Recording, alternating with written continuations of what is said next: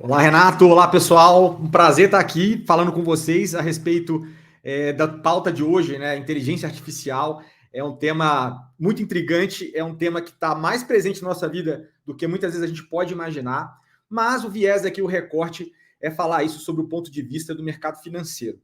Bom, antes me apresentando, meu nome é Bruno Diniz, eu sou especialista em inovação no mercado financeiro e a ideia aqui é poder passar para vocês, né, viajar um pouco sobre o início dessa conversa, dessa discussão da inteligência artificial, né, e passando por algumas aplicações e quando a gente chega no mercado financeiro, e principalmente, né, pessoal, tem muitos benefícios de tudo isso, é o futuro, já não vou dizer que é o futuro, já é a realidade presente, mas a gente também tem, olhando para frente, vários desafios que já estão sendo experienciados pelo mercado agora, e que é bem importante que vocês fiquem cientes e compreendam melhor à medida que a gente avança nessa jornada da inteligência artificial. Bom, de forma geral, pessoal, o ser humano, durante toda a história, ele já teve muitas e muitos momentos no qual ele se imaginou como criador. Né? E várias vezes, inclusive, tem passagens bíblicas que falam a respeito do que seria o Golem. Né? Golem, que é aquela figura que é a massa ali humana desprovida de alma, né? O ser humano antes de ter alma. E essa figura do Golem também é uma figura que já foi retratada muito na cultura judaica, e também na Idade Média. A gente já viu, provavelmente vocês já devem ter visto a respeito disso, que são figuras inanimadas, muitas vezes feitas de argila, areia, e que com algum encantamento ela ganha vida, né? E ela é ali uma versão artificial de um ser vivo criado por um ser humano, obviamente utilizando a mágica. Né? Mas assim, o paralelo interessante em relação à inteligência artificial é que a gente está fazendo basicamente isso de forma diferente no mundo de hoje. A gente está, o encantamento a gente pode dizer que é o código, né? A gente está ali trabalhando um código, e uma vez que a gente consegue acertar, né, como diz, as palavras mágicas de uma forma ordenada e correta, a gente consegue animar aquele ser. Então, na vida, né, na história do ser humano, muito já foi falado a respeito disso, e vários romances também foram escritos a respeito disso. A gente já tem histórias do Frankenstein, por exemplo, que já colocavam essa posição do ser humano como criador de uma outra espécie, né, inteligente, ou de uma outra figura ou ser que tem algum tipo de inteligência que replica, que imita o que a gente é hoje, né? E remontando um pouco, falando dessa história, de como isso é retratado e como isso evoluiu, tecnicamente falando, a gente tem um arquivo aqui, olhando para trás, do início do cinema, né? A gente teve o início do cinema, e uma das obras de ficção científica, uma das primeiras obras de ficção científica do mundo, ela é chamada de Metrópolis. Né? Metrópolis foi um filme alemão que surgiu em 1927, e lá ele fazia alusão a um mundo, né, distópico, na verdade é 100 anos para frente. Na verdade nós estamos falando no filme em 2026, de como a sociedade evoluiu. A gente tinha um povo oprimido, que eram os trabalhadores, e a gente tinha uma classe que vivia muito bem. E ali os seres humanos, somente os operários, eram descartáveis dentro dessa realidade. E aí tinha uma revolução acontecendo, então, para não estragar também o plot do filme, o grande ponto é, em algum momento ali do filme, a gente é apresentado a um inventor, que é o Hot One, e ele coloca que ele está desenvolvendo e criando uma máquina, um ser que pode substituir o ser humano nas suas tarefas. Né? E ele chama isso de Machinistman. Assim, desculpe o meu alemão aqui, pessoal. Mas, e ele tinha um nome, foi dado um nome batizado de Maria, e esse é um ser que tinha essa aparência inicial, mas depois ele toma uma forma de um ser humano, e consegue ali, no plot do filme, se infiltrar ali para entender um pouco da rebelião. Mas a gente já vê esses ensaios, né? Olhando 100 anos para frente, 2026, o ser humano já conseguindo entender esse tipo de transformação. E aí, olhando um pouco mais para frente, né, em 1950, a gente começa a tangibilizar um pouco mais isso. E aí eu recordo e trago para vocês a figura do Alan Turing, que é o pai aí da computação moderna, pai também da inteligência artificial, uma figura central dentro da Segunda Guerra Mundial, ele que ajudou ali a desvendar os códigos nazistas, né, quando eles usavam um sistema de criptografia, Enigma, e ele conseguiu quebrar isso, muito retratado, muito bem retratado no filme o Imitation Game, o jogo da imitação, pelo Benedict Cumberbatch. E o Turing, depois, né, da contribuição dele aos aliados na Segunda Guerra Mundial, Ele continuou desenvolvendo alguns trabalhos. Em 1950, ele desenvolve o chamado teste de Turing, que avalia a capacidade de uma máquina exibir comportamento inteligente equivalente a um ser humano, ou indistinguível de um ser humano. Um teste que é aplicado até hoje, um teste que é colocado, inclusive, em filmes como Blade Runner, e que compõe você faz perguntas para uma máquina, numa linguagem natural, e você, dependendo dessas perguntas, você consegue entender. Se você não conseguir distinguir aquele ser do outro lado como uma máquina, então ele passou no teste. Então, e aí a gente está falando de um nível de evolução de inteligência artificial, né? Então, isso também foi uma grande contribuição. E a gente pode considerar que é o pontapé inicial. No mesmo ano que, por exemplo, a gente teve o Claude Shannon, que é um matemático americano, que também começou a desenvolver um método onde a gente tem uma máquina que aprende a jogar xadrez. E a partir daí a gente vê já o ser humano usando essas ferramentas de inteligência que consegue dar capacidade para máquinas e para desenvolvimento de habilidades complexas que muitas vezes era enxergado como algo pertinente apenas aos humanos. E essa evolução ela vem acontecendo dentro de alguns anos, né? A partir dessa pontapé inicial de Turing e também de vários outros pesquisadores, a gente enxerga ali a evolução, né? O grande, e vocês bem aí, essa parte que fala de artificial intelligence é tudo que a gente chama de inteligência artificial, e começa desde uma inteligência artificial limitada, que é, por exemplo, você ter máquinas que conseguem jogar, por exemplo, um jogo, performar um xadrez ou algum outro tipo de jogo, de forma limitada ali dentro daquele contexto. Ou a gente pode também ter casos como, por exemplo, categorização de fotos, imagens, de coisas desse tipo.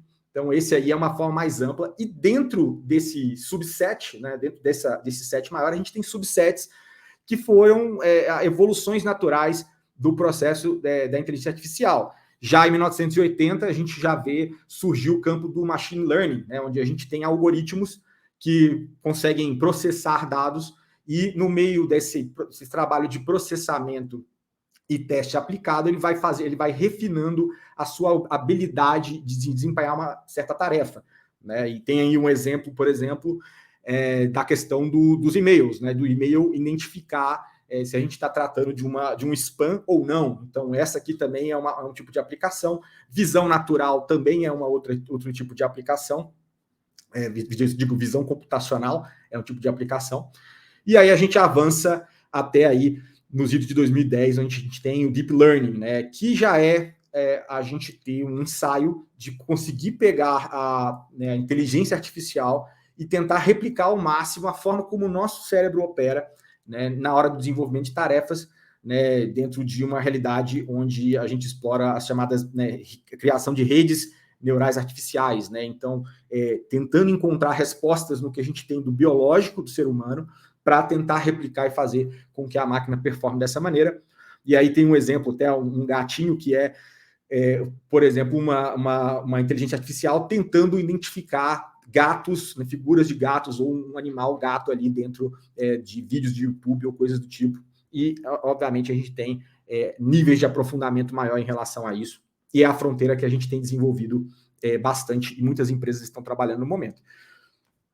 E o presente, pessoal, né? E o presente, a inteligência artificial ela está presente no nosso cotidiano. A gente vai desde empresas como a Tesla, que conseguem fazer sua direção autônoma, a gente vê mais presentemente nas recomendações do Spotify, o Google com o Gmail, com o YouTube, com várias ferramentas, Apple, também com a sua plataforma de voz, que é a Siri, a gente tem o Netflix e, por fim, a Amazon também, que também tem uma plataforma que é a Alexa, que também consegue entregar para a gente, nos compreender e cada vez mais fazer entregas mais personalizadas e que tem mais a ver com o que a gente espera.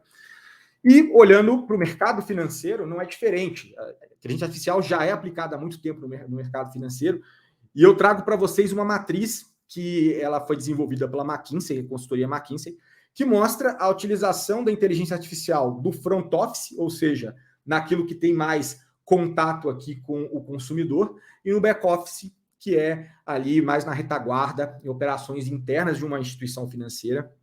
Então, e a gente tem exemplos práticos, né, de casos de uso que vão desde você usar o seu rosto para poder fazer um pagamento ou para iniciar uma transação, né, a partir das suas expressões faciais.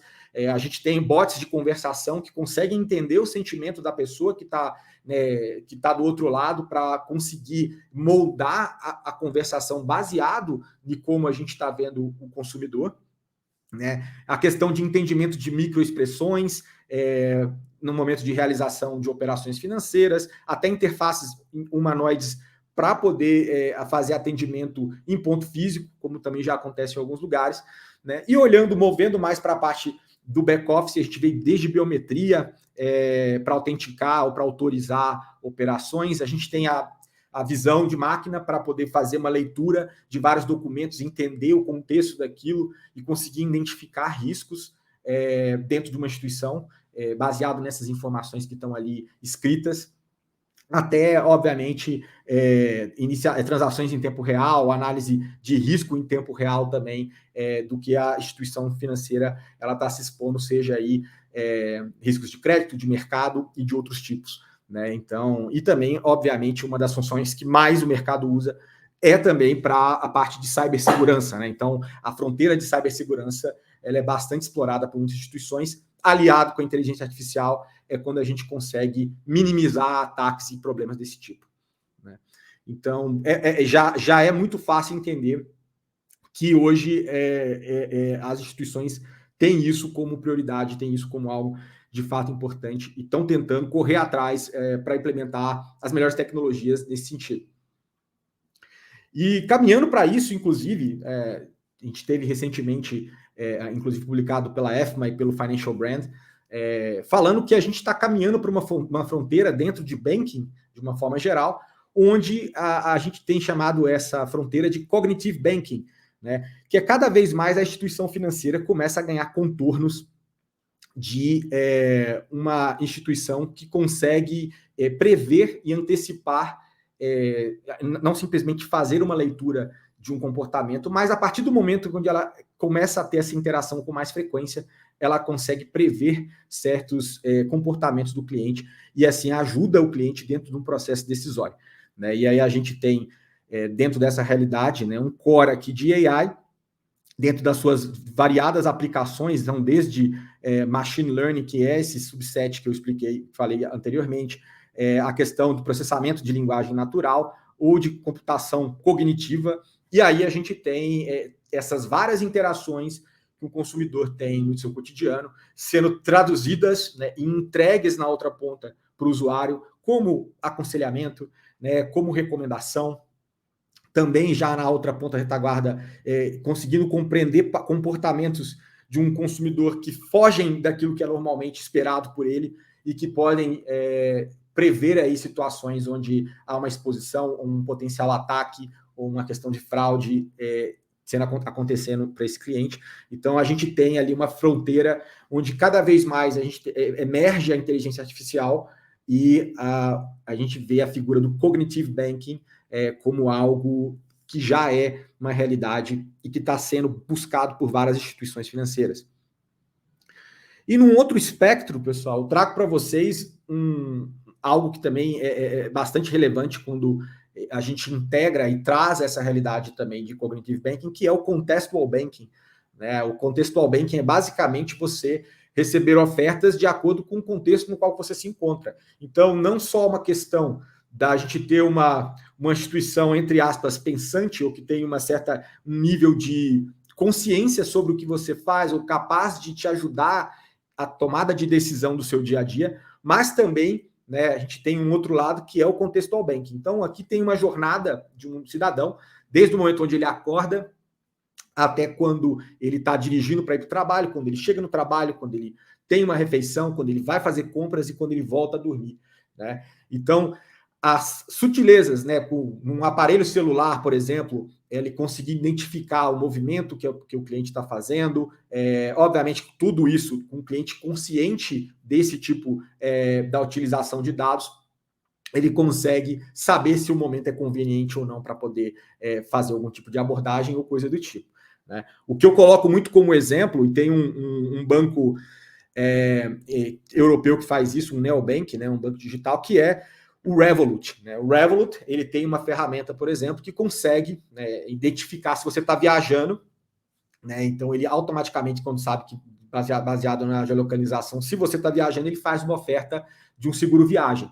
E uma coisa mais interessante ainda que ele faz é, se você está perto de um lugar onde tem uma estação de esqui, ele também entende isso e consegue fazer uma oferta, por exemplo, para você adquirir um seguro contra acidentes de esportes na neve por €1 por um dia, né? Então, aí você tem o poder do contexto, algo que pode ser extrapolado e derivar vários produtos, como é o caso de uma possibilidade, por exemplo, da minha instituição financeira, o meu provedor de serviço financeiro, seja ele quem for, compreender que eu estou indo para o centro da cidade de São Paulo, que é um lugar mais perigoso, e ele poder fazer uma oferta de um seguro pontual.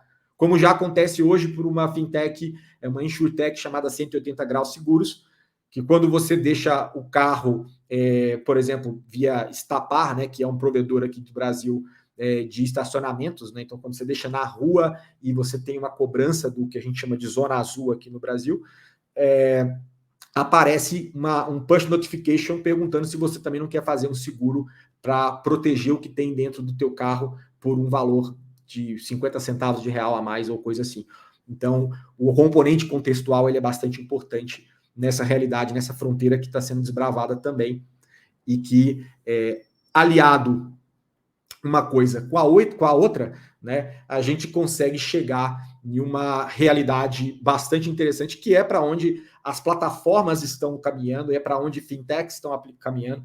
E aqui tem o meu amigo Paulo Cironi, que é um autor também do segmento fintech, que ele tem um livro chamado sobre fintechs e plataformas nessa era do cognitive banking, ele chama de conscious bank, e do contextual banking, onde ele simplesmente coloca que quando você tem, né, uma realidade e uma operação que é centrada assim, no resultado final do que o cliente vai obter, e você desenvolve soluções ao redor disso, de uma forma onde você, ao mesmo tempo, com o lado cognitive banking ou conscious banking, consegue fazer análise de dados, os dados cada vez mais disponíveis, olhando uma realidade de open finance, open banking, né, processados com inteligência artificial, enriquecidos, e na outra ponta, utilizando a questão do contexto para acertar na sua oferta, a gente tem um mundo de para onde o sistema de banking e os serviços financeiros eles estão caminhando hoje em dia. Né? E ele coloca muito interessante a respeito também da comunicação transparente quando a gente está falando de inteligência artificial de uma forma bem transparente. Eu vou logo retomar esse assunto com vocês. Porque, bom, a gente vê que tudo isso é bem bacana, é incrível, né? Toda essa possibilidade, parece tudo realmente muito incrível, e é para onde a gente está caminhando, né? Mas a gente também não pode esquecer que existem riscos que já são vistos hoje, né? E que precisam ser tratados, né? A gente botei uma figura aqui, obviamente, do Terminator, nós não estamos falando de revolução das máquinas ainda, porque, na verdade, isso já é um tema de preocupação de várias pessoas. O próprio Elon Musk tem preocupado muito com o avanço da inteligência artificial, né? Ele tem projetos nessa área, a gente tem várias outras personalidades que entendem que esse é um dos principais riscos, né? Olhando de uma forma ampla a inteligência artificial, mas a gente tem riscos específicos quando a gente olha para o mercado financeiro, como a inteligência artificial é aplicada no mercado financeiro e quais riscos a gente pode acabar derivando de tudo isso, tá?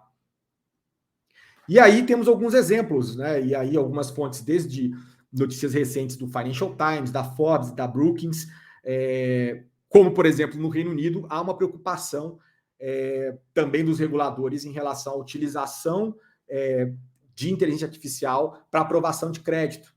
Por quê? Porque a gente tem questões, é um ser humano escrevendo um código e, às vezes, você corre o risco de transpor vários de vários componentes, como até preconceito, ou até mesmo não tão objetivamente, mas porque está no código que determinada código postal ou até eventualmente determinada etnia, né? Isso, houver um entendimento que a gente tem qualquer um desses componentes podendo influenciar nessa tomada de decisão, a gente está exacerbando estereótipos né, e transportando, muitas vezes, o que tem de pior do ser humano dentro desses processos decisórios.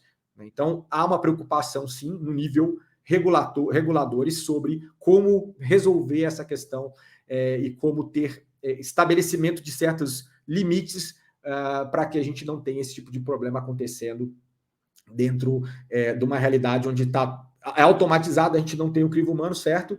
Mas a forma como isso foi conduzida pode levar a gente a danos sociais, inclusive. Né? E estão sendo trabalhadas várias regulamentações nesse sentido. A gente tem, inclusive, o BIS, que é um board de bancos centrais ao redor do mundo, que eles, de tempos em tempos, fazem estudos sobre diferentes assuntos, e eles fizeram um estudo onde eles colocam alguns princípios, né, que dizem respeito à aplicação da inteligência artificial dentro do mercado financeiro. E aí a gente está falando desde solidez e confiabilidade, que tem muito a ver com a forma como os dados e com os resultados que são gerados a partir de interações com inteligência artificial. Então, há uma preocupação em relação à solidez e confiabilidade. Tem dúvidas em relação à responsabilidade, e quando a gente está falando de responsabilidade, a gente está falando muito de governança também, e muito a respeito de leituras e entendimentos de riscos de mercado que podem ser descompassados e que podem ter algum componente de responsabilidade aí que pode ser afetado. A transparência nisso, ou seja, uma clareza em relação aos dados captados, aos dados processados e o que está sendo levado em conta, em alguma instância isso vai acontecer. Né? A equidade de tratamento também, em muitos casos, né? Então a gente está tentando, e o grande ponto da equidade aqui é a gente não tentar exacerbar situações que gerem algum tipo de preconceito involuntário dentro desses modelos, né? Então isso também é um outro ponto bastante importante.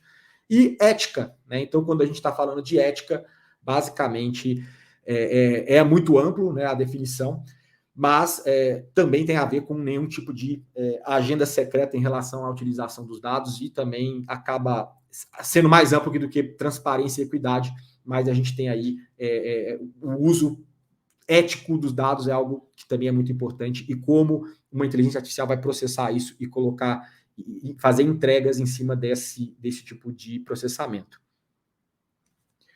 E, baseado nisso, o próprio BIS também criou modelos, está desenvolvendo modelos regulatórios de supervisão para casos envolvendo inteligência artificial, e que basicamente ele tem essa árvore, né, de decisão. Então, o que está acontecendo no mercado hoje? Né? Os reguladores do mundo inteiro estão olhando todos os modelos, né, que envolvem inteligência artificial nas instituições financeiras, dividem em dois grupos. Né? Um grupo é o customer facing, ou seja, aquilo que tem contato direto com o consumidor, né?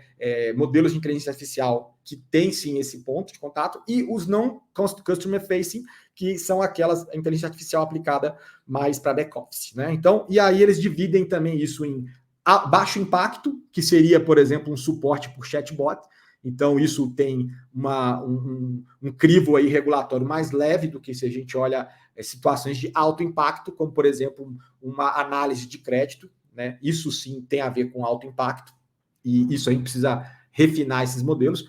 E na outra ponta, a gente tem o que não diretamente, que não tem contato com o cliente. Então, você tem situações que não requerem aí uma questão de supervisão ou aprovação nesse sentido, né? Então, para processos internos operacionais de uma instituição onde tem o uso de AI, e um outro onde existe sim uma necessidade de estar em cima da instituição para poder compreender o que está sendo colocado, como quando a gente tem ferramentas de inteligência artificial que monitoram requisitos de capital e outros tipos de risco de mercado de crédito, e que pode sim ter se um problema nisso pode acabar levando a um problema no mercado financeiro de uma forma mais ampla.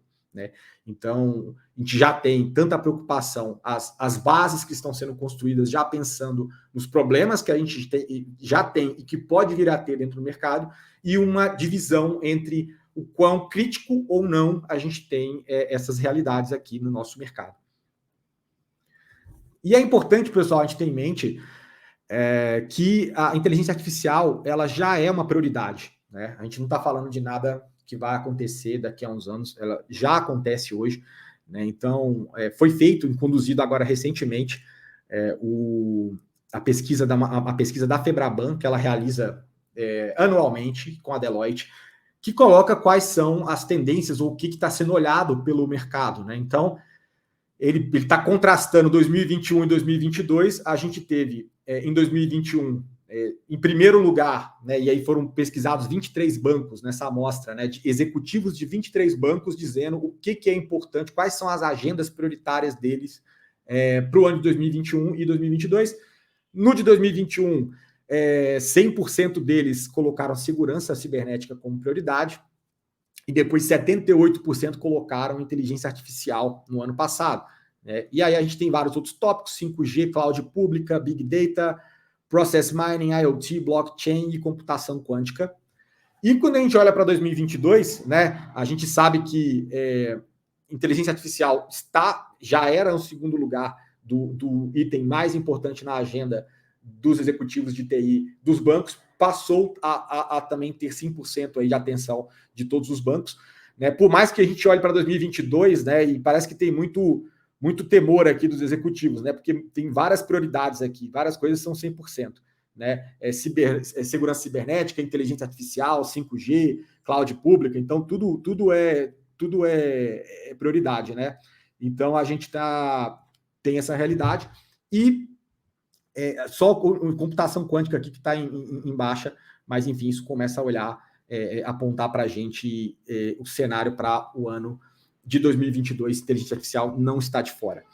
E aí a gente tem alguns depoimentos, né, que foram recolhidos de 2 executivos aí do mercado, anonimizados esses depoimentos, que colocam, né, que a inteligência artificial está sendo usada muito fortemente na parte de crédito, de cobrança, e tem permeado praticamente todos os negócios, incluindo as centrais de atendimento. Já conseguimos ter algumas iniciativas aqui que interagem diretamente com o cliente, né? Então, ou seja, o processo de experimentação com a inteligência artificial por parte desses executivos já tem acontecido há algum tempo, e agora tem essa intensificação, já com resultados positivos, olhando o que a agenda está conseguindo destravar em termos de potencial de negócios dentro da instituição.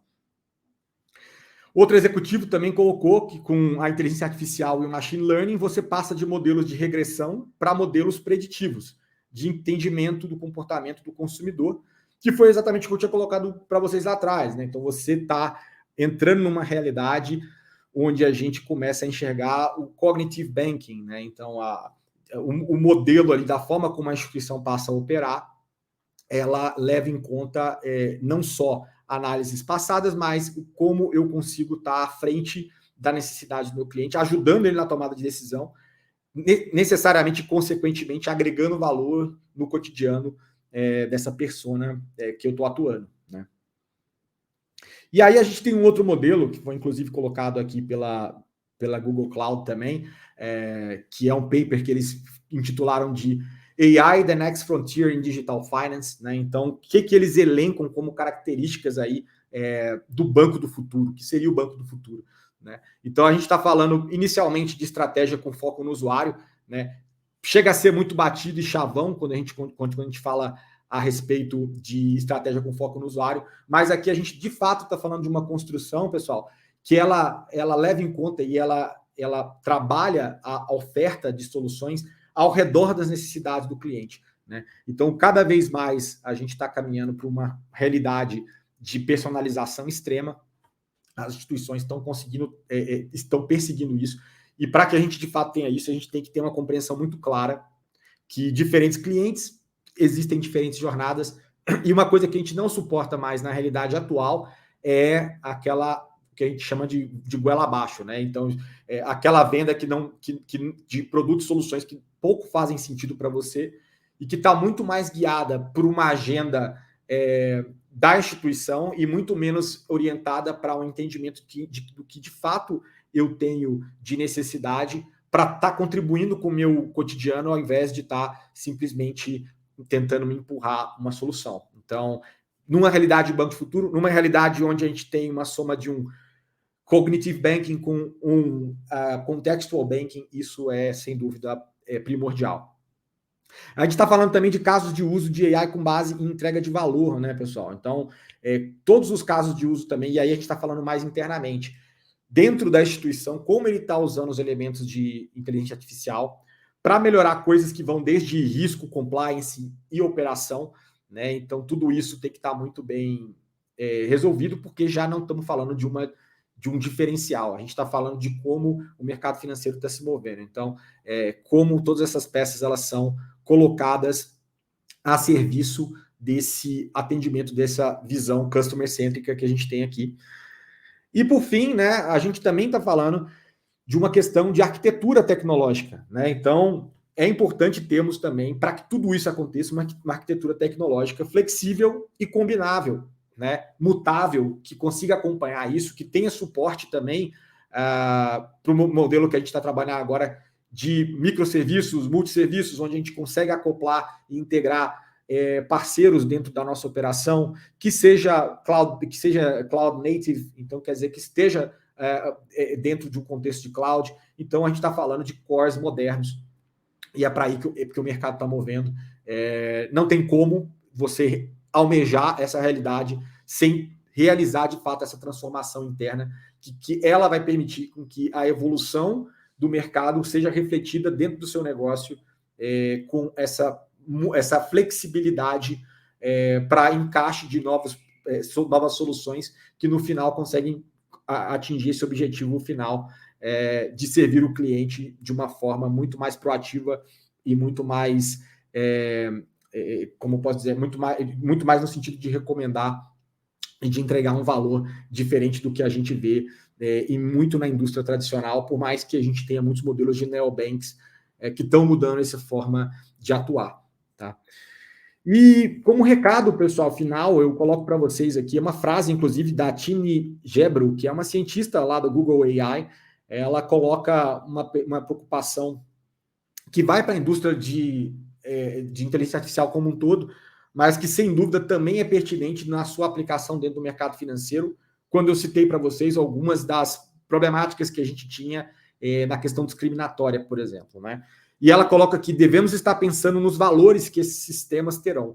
Como eles vão tomar decisões, se a tomada de decisão deles for melhor do que a nossa, de onde virá isso? Né? Esse reasoning, esse racional para a tomada de decisão. Né? Queremos dar-lhes valores humanos, né? E se a gente está falando em dar valores humanos para essa máquina, né? para esse algoritmo, essa inteligência artificial, a gente está falando dos mesmos valores que também nos deram escravidão, sexismo e racismo, alguns dos valores mais terríveis que mantemos, né?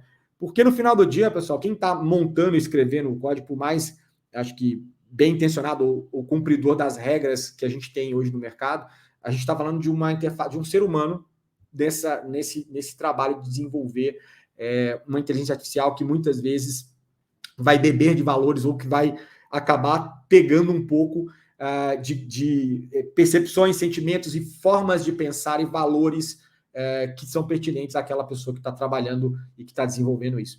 Então, essa é uma dúvida, esse é um grande problema que a gente vê hoje no mercado, que o mercado tenta endereçar.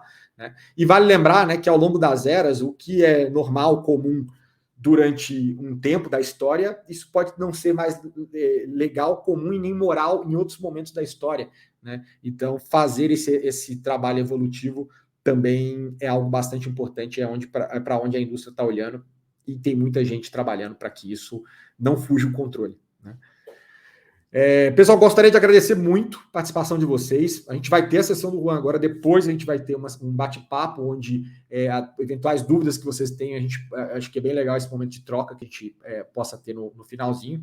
Né? Deixa aqui alguns contatos meus, estou sempre falando bastante a respeito de inovação no mercado financeiro de forma ampla, né, nas minhas redes, desde Twitter, LinkedIn, Instagram, e também através dos meus livros e artigos que eu publico frequentemente, também muito nessas redes, né, e meus 2 últimos livros aí, tanto o Fenômeno Fintech, de onde falo de uma forma geral sobre os avanços da indústria de inovação no mercado financeiro, como a Nova Lógica Financeira, onde eu falo mais a respeito de para onde a gente está vendo o mercado se mover, à medida onde as fronteiras que separam o mercado de banking, né, os mercados dos bancos e dos outros setores, elas estão caindo, e hoje a gente tem um fenômeno de várias instituições se tornando também fintechs, né?